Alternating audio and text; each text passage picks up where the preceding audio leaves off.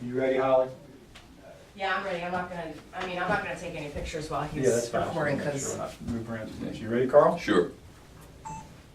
You possess a wonderful instrument in your voice, but if not used properly, it can also betray you. What I would like to do is to spend a little bit of time talking with you about how to use your voice most effectively. I should also tell you that a smile is going to serve you quite well. It actually is something that one can hear when listening to you as you speak over the telephone.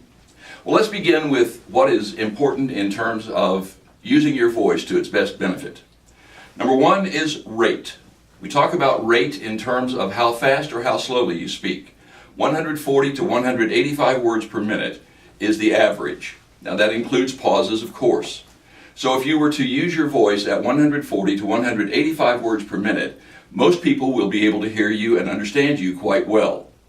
The problem is that if you find one particular level that you would like to speak and use that all the time, it gets boring.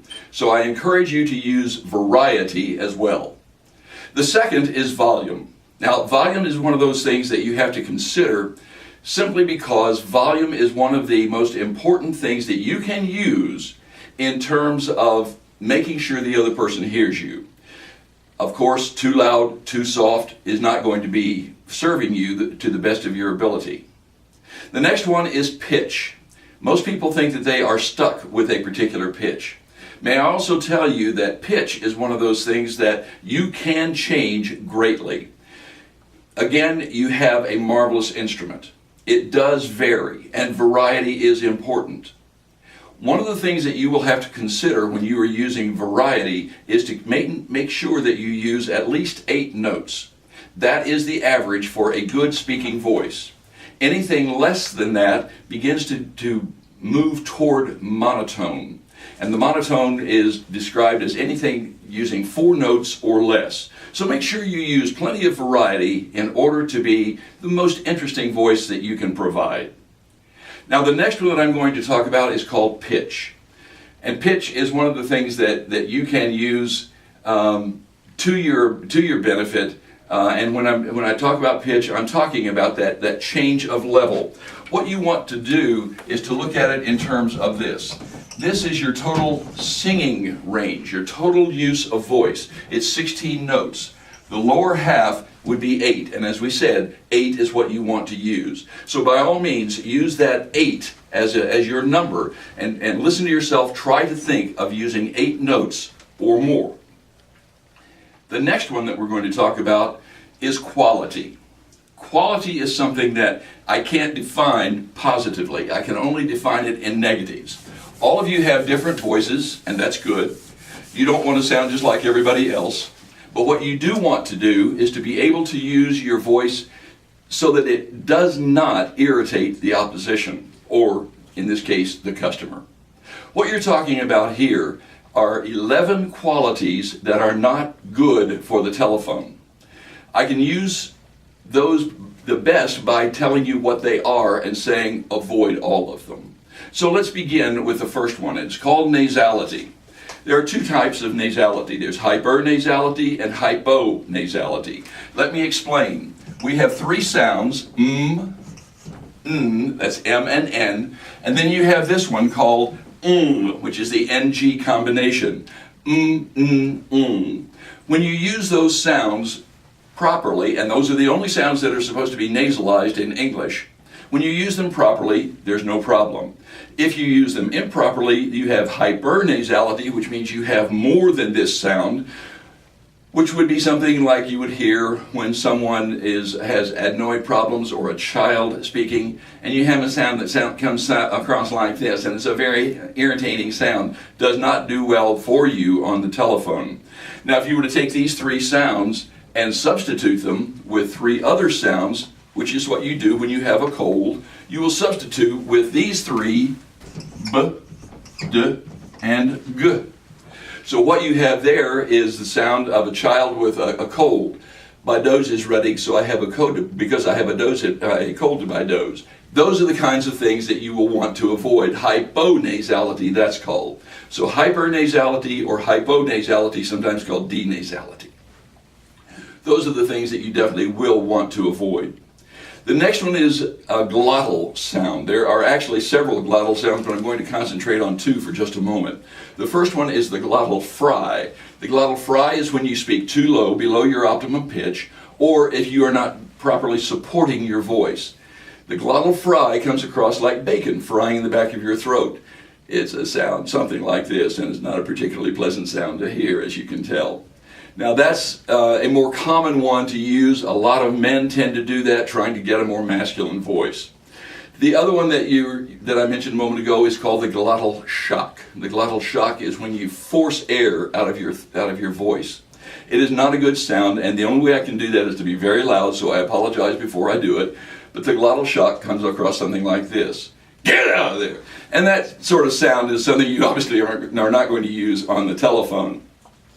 The next one is also somewhat glottal. It is called harsh. And the harsh voice is where you close off partially your vocal cords. And in doing that, what you create is a sound that comes across something like those gangsters that you see on the films. You know, it's a sound something like this. And that glottal shock, or that harsh sound, is akin to the glottal shock and not something that you want to use on a regular basis. The next one is called the hoarse voice. The hoarse voice is one that you will get naturally when you have a cold and have laryngitis.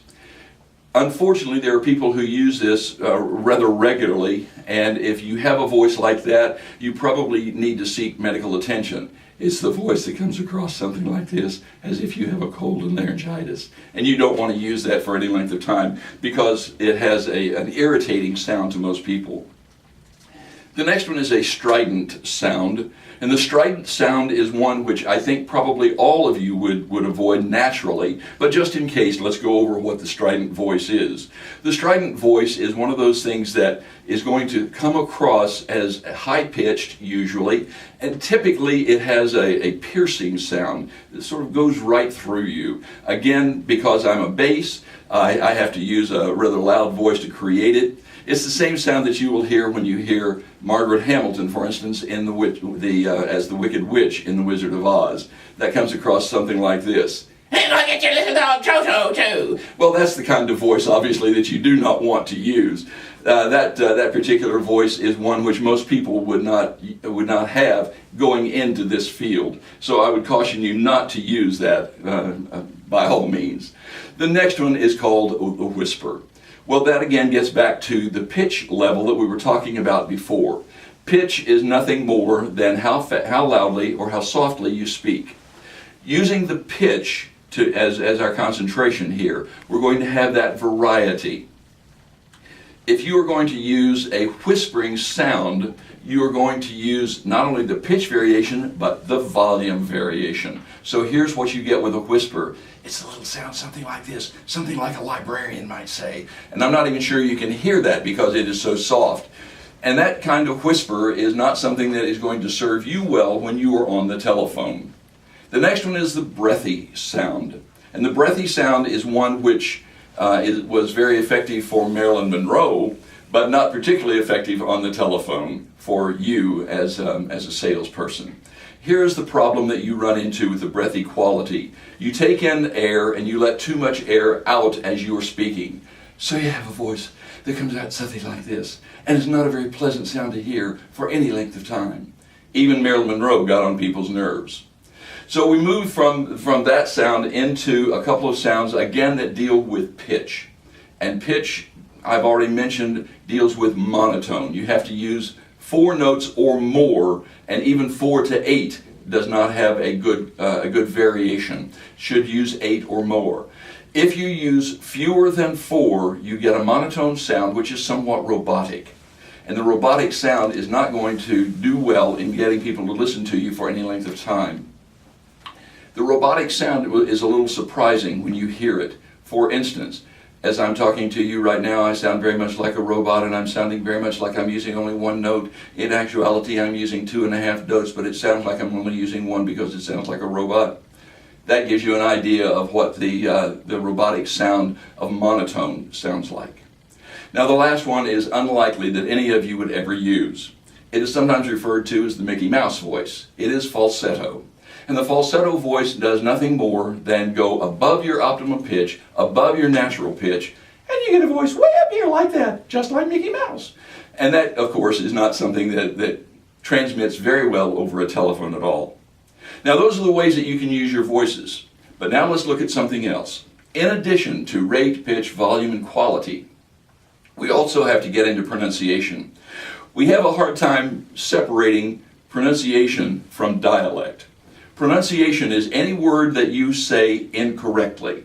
Obviously, if it is something with which you are not familiar, something that is in your script that you don't know, be sure to look it up or to ask to make sure that you are saying the word properly. By all means, that would include the person who has hired you. So let's include all of that as something that you don't know to start with. But what about words that you think you do know? Many words are mispronounced, and many times it is because of a certain region of the country. One of those sounds that you might hear, for instance, is the word length. L-E-N-G-T-H. Notice how I pronounced it. Length. There is no such word as length. No such word as strength. No such word as athlete. It's athlete. So simple words that you might use all the time are words that you might need to get to know to make sure that you can say them properly. We have had a number of people who are public officials who mispronounce a word that it comes up in their conversation all the time. It is this word right here. Nuclear. There is no such word as nuclear. So that gives you an idea of how even people in high places can sometimes mispronounce words. I would suggest that if there's any word which you question, you look it up in the dictionary. Now that takes us into dialect, and of course many of the people that are going to be speaking to you will have a dialect, but you should be as free of a dialect as possible. The Southern dialect is probably the most common to have criticism. The Southern dialect is quite beautiful in its own right, but the Southern dialect also indicates to a lot of people in other parts of the country that perhaps this person is not educated, simply because we have a different pronunciation in the South, but there's a different pronunciation, for instance, in Brooklyn. So there are different dialects all over. Again, that deals with pronunciation, making sure that you enunciate properly, pronounce the words properly, and as little dialect as you can possibly include. That would also, by the way, stretch into something that we call stress or emphasis. An example of that might be if I go outside and start to drive home and I'm followed by a car with a blue light, I'm being followed by the police, not the police. You see, there's the difference in stress, stressing one syllable over another, and proper stress is quite important to you. I would suggest that you look at that, understand that, be aware of that as you go through the words that you say. Make sure the stress is right, as well as the enunciation and pronunciation, and free of a dialect. All of these are going to help you be a better salesperson. And after all, isn't that why we're here? Good. Wow, I learned so much. Me too.